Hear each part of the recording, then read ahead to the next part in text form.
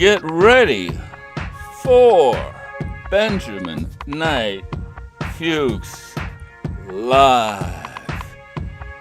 Ben, how are you? What's up, my friend Liam? How you doing, buddy? Doing great. Happy Sunday. Good to see you. Happy Sunday.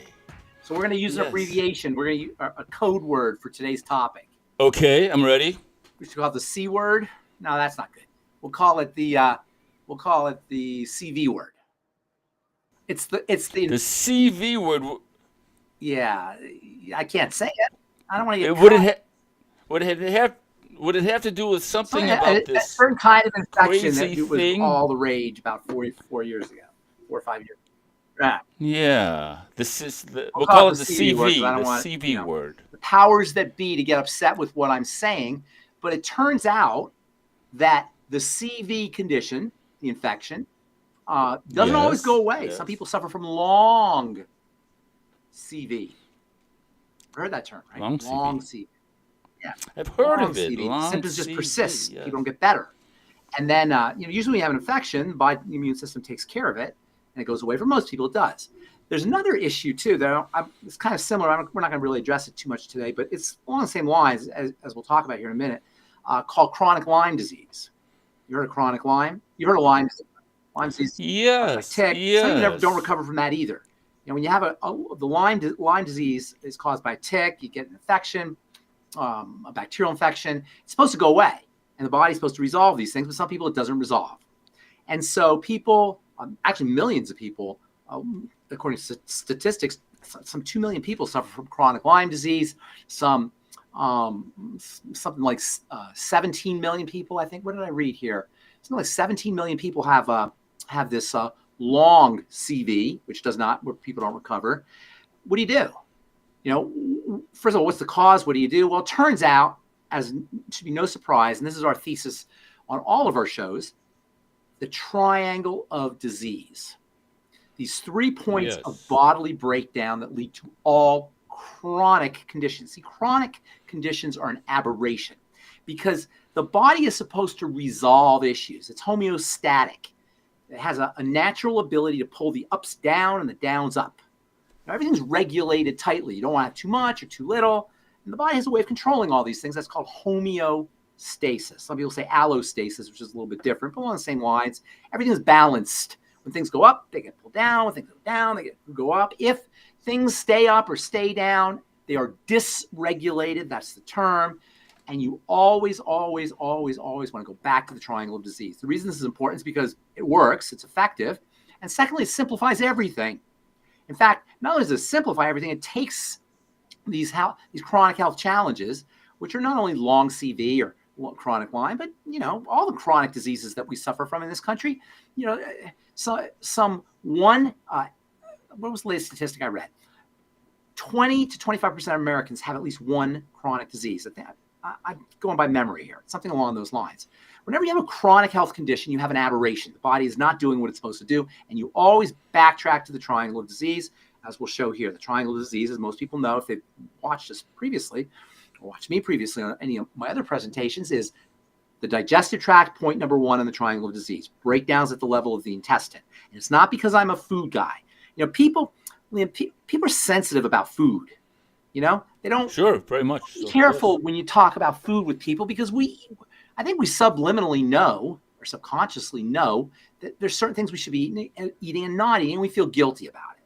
So you got to be very sensitive with people's food choices, and you never want to attack somebody for their food choices while they're eating. Nobody wants to hear that when they're eating their French fries or their hamburgers or whatever it is they're eating. Nobody wants somebody saying you shouldn't be eating those potato chips while they're eating the potato chips. So you got to be really careful of that. Nonetheless, because of the proximity of the intestine to the blood, and the blood is a sacred space, it distributes everything to the rest of the body. And once stuff gets into the blood, that's really where you're off to the disease races. As we've said, all disease is cell disease, but all cell disease is preceded by dirty blood. So this blood toxicity issue is really a question of stuff getting into the bloodstream, usually through the intestine. Interestingly, people inject drugs or other substances on the recommendation of a physician, if you know what I'm saying. They can suffer from blood-borne issues as well and lead to chronic diseases. So you can, for the most part, though, most people aren't injecting things through their skin into the blood. You always want to backtrack to what's called a leaky gut. Leaky gut itself is caused by inflammatory factors that get into the intestine through foods, inflammatory factors that are secreted through the leaky gut by bacteria and by immune cells. There's a whole host of ways toxicity can get into the blood, but the real bottom line is you got to strengthen the intestine and eliminate problem foods. Second point is the blood sugar system. Blood sugar also disrupts the blood. Elevated blood sugar has a blood disrupting effect and also tissue disrupting effect. That's really it. Although the third point on the triangle of disease is the thyroid or the adrenal thyroid axis. Hypothyroidism, I think we've talked about this before, drugs for hypothyroidism, the main drug being levothyroxine, are usually the number 1 or number 2 best-selling drug. Like almost every year. Yes. That's how common this condition is.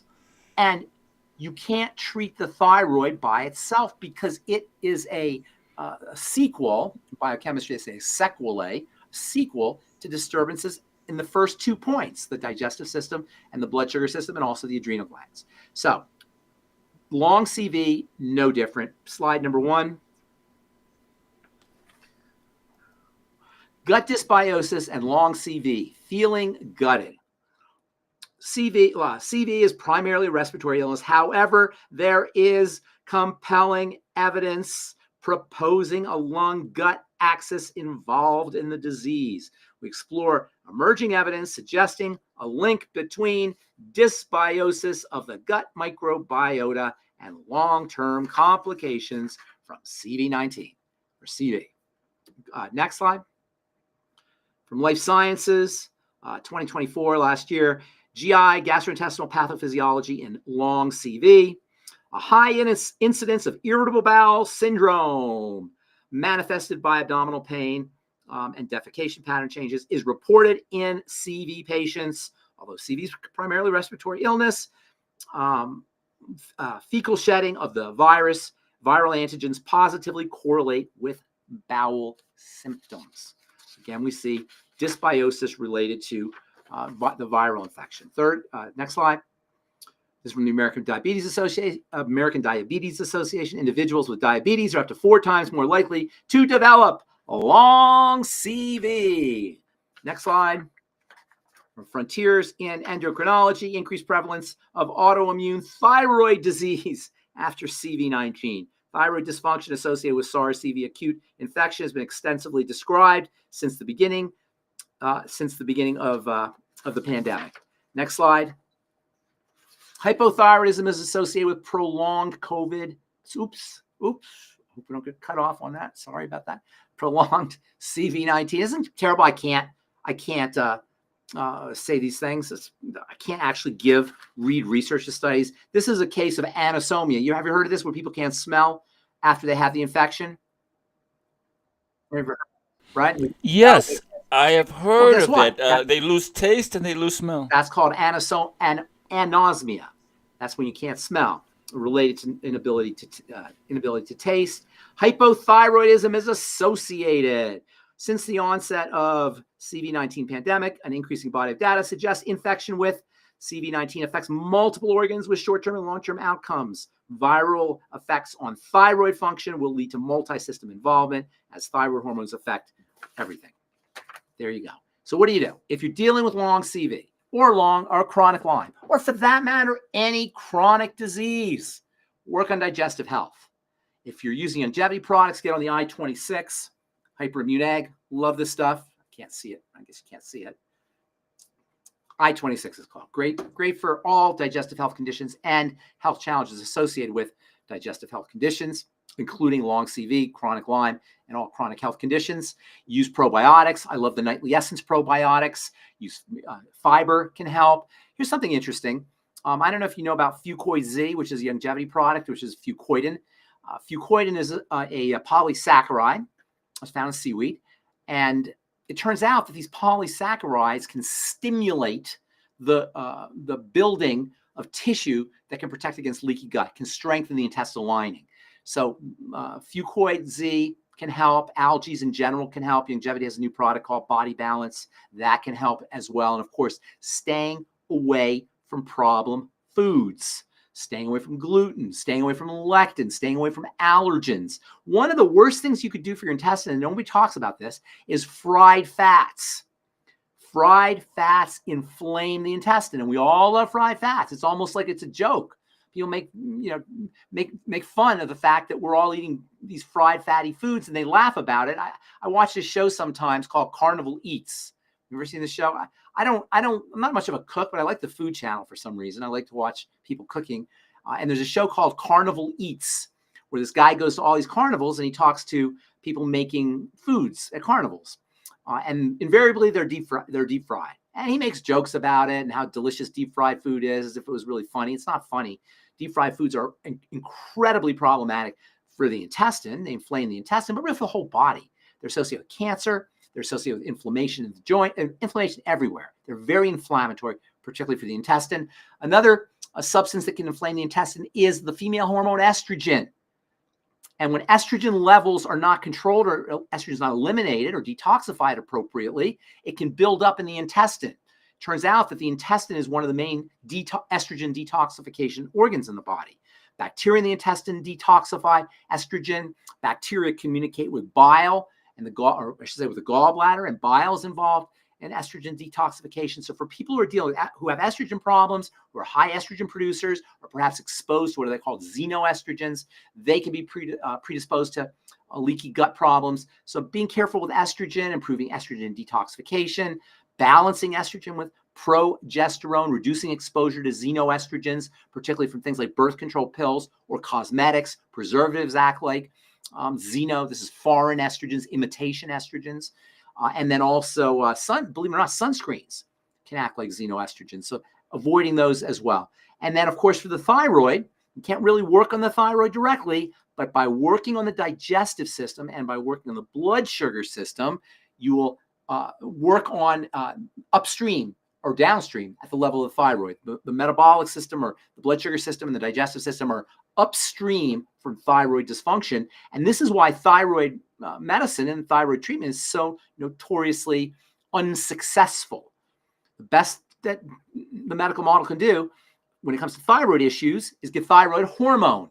But that's not how hormones are supposed to work. They make it sound like, oh, you're not making enough hormone, we'll just give you a pharmaceutical hormone. They do that with thyroid hormone. They do that with female hormone. Sometimes they'll take a woman's organs out, female organs out, hysterectomies or partial hysterectomies, and they'll say, oh, don't worry about it. We'll put you on a pharmaceutical hormone replacement. It doesn't work that way in the body. Hormones are supposed to go up and down based on how they're needed. They're supposed to be responsive to the environment. And when you just take a hormone as a pharmaceutical, you throw that whole system off, and there's no way you're going to be maximally healthy.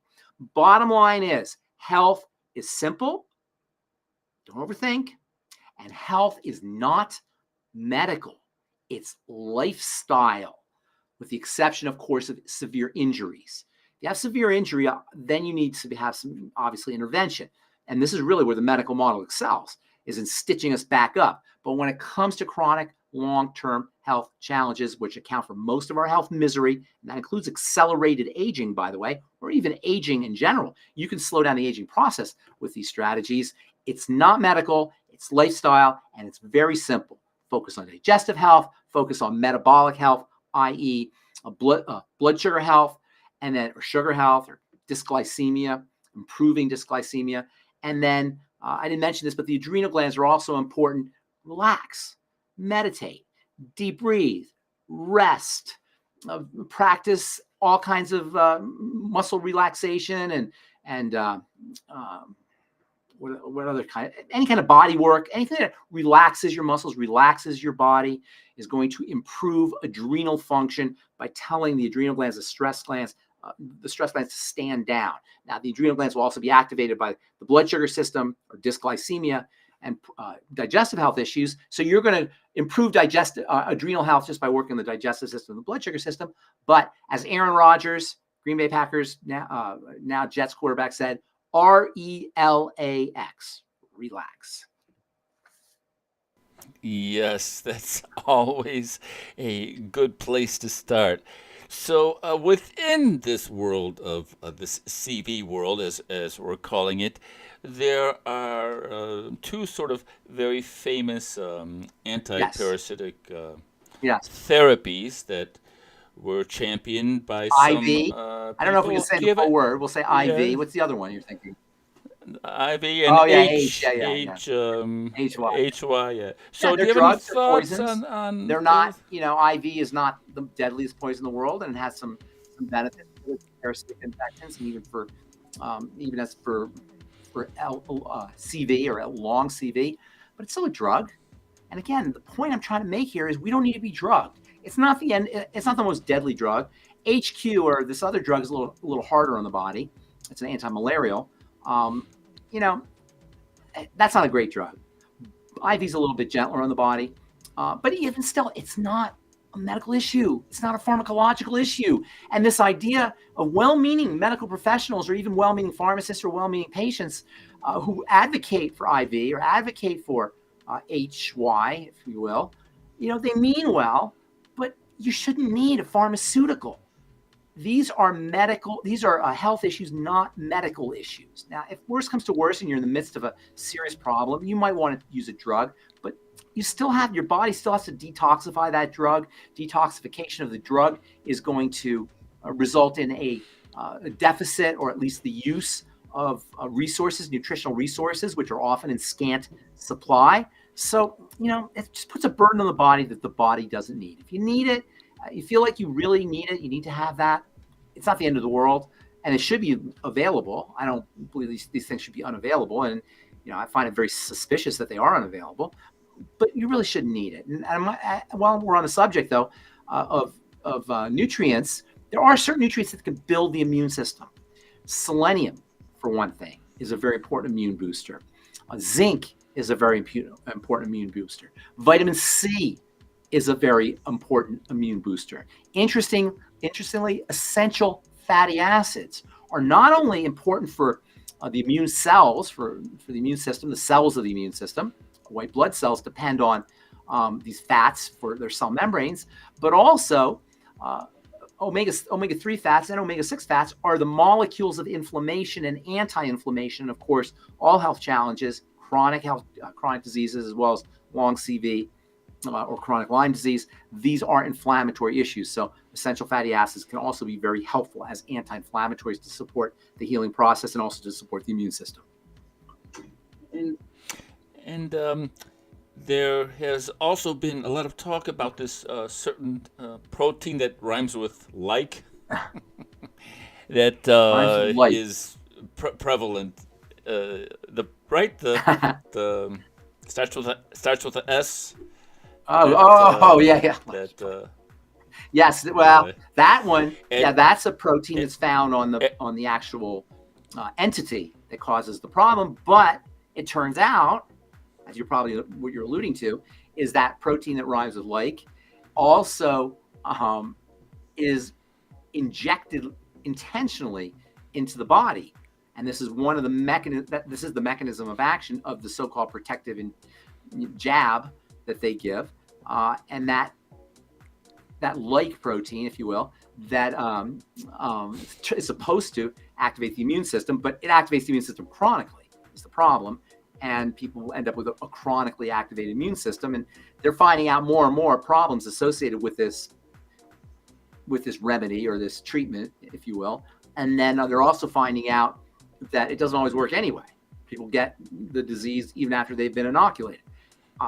They're still making people use this thing. I was talking to a friend of mine who wants to immigrate to the United States from Australia, and he had to have a religious exemption in order to not get inoculated so he could come to the United States. oh my And he had to God, pay thousands of dollars to get that religious exemption.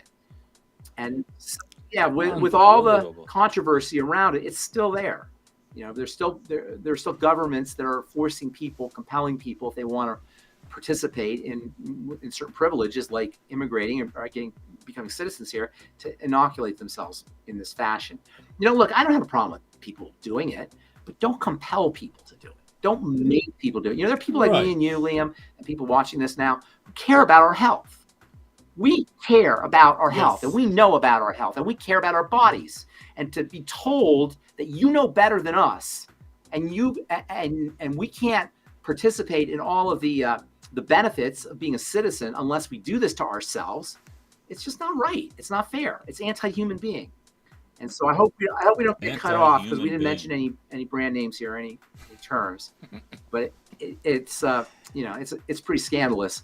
There's a new infection that's out now, and starting to hear a little bit about it. Hopefully, people don't fall for this one, or hopefully it doesn't cause as much of make as much a big of a stink as the last one did. The avian version. Yeah.